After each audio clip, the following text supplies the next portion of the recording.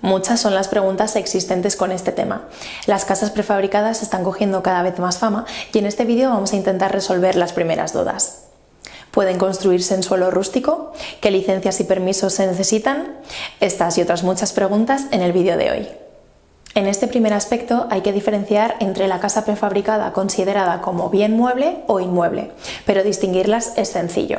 Si la casa prefabricada va anclada al suelo y tiene toma de luz o abastecimiento de agua pública, es considerada un bien inmueble y necesitará licencia de construcción y ubicación, además de cumplir con los requisitos de la LOE y el CTE. Además, también necesitará licencia de obras para el momento de la ubicación y el anclaje, mientras que la casa prefabricada que no esté anclada al suelo y que tenga sus propios medios para abastecerse será considerada un bien mueble y quedará exenta de todo ese papeleo que acabamos de mencionar. Para poder construir una casa prefabricada es necesario disponer de un terreno urbano, aunque es cierto que también existen excepciones en las que se puede construir en un suelo rústico. Pero es cierto que son situaciones poco frecuentes que cuentan con muchas limitaciones de uso y tamaño. Podrías construir una casa de tipo bien mueble en un suelo rústico, pero es cierto que la última palabra siempre la tendrá la comunidad autónoma correspondiente. Como ya hemos comentado, en las casas prefabricadas ancladas al suelo sí será necesaria una licencia de obras en el momento de la instalación.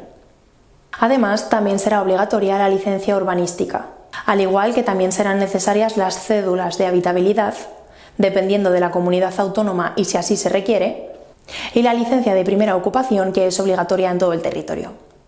El primero de ellos sería el impuesto de construcciones, instalaciones y obras, que suele rondar el 4% del coste total de la obra.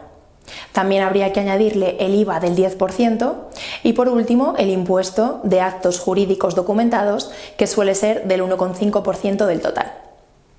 Como ves, muchos son los temas a tratar y a tener en cuenta respecto a la construcción de una casa prefabricada. Desde Abaybook te aconsejamos que te pongas en contacto con un arquitecto de la zona que conozca la legislación vigente y pueda resolver todas tus dudas. Gracias por tu tiempo y nos vemos en el siguiente vídeo.